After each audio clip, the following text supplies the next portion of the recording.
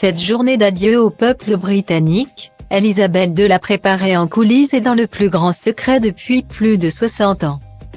La monarque avait décidé, comme le prince Philippe avant elle, des moindres détails de la coûteuse cérémonie. La reine avait ainsi choisi les prières et les chants et jusqu'au modèle de corbillard qui la conduirait jusqu'à Windsor. Elle avait également révélé son souhait d'être accompagnée jusqu'au dernier moment par son joueur de cornemuse personnel, celui qui chaque matin jouait sous ses fenêtres.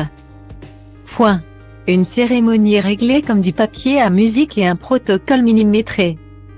Alors que les dignitaires du monde entier avaient répondu présent et que 4 milliards de personnes avaient les yeux braqués sur Londres pour voir cette page de l'histoire britannique se tourner.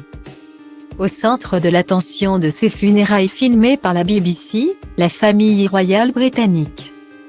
Le petit Louis, jugé trop jeune, était aux abonnés absents, tandis que Charlotte et George étaient eux bien là pour faire leurs adieux à celle qu'ils surnommaient affectueusement Jeanne.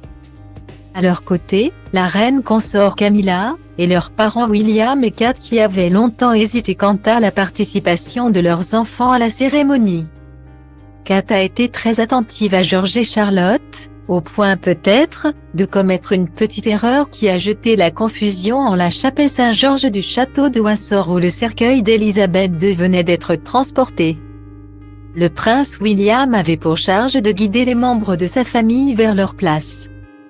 Arrivé le premier, il a indiqué au prince George de patienter, mais Kate apparemment pas au courant a tenté de se glisser dans la rangée. Alerté par son époux, que le prince Harry et son épouse Meghan devaient passer en premier. La princesse de Galles, un peu confuse a dû se pousser et reculer afin de permettre à son beau-frère et à l'ancienne comédienne de s'installer. Un coup auquel l'impeccable Kate Middleton n'a guère habitué le public et qui est sans nul doute à mettre sur le compte de l'émotion.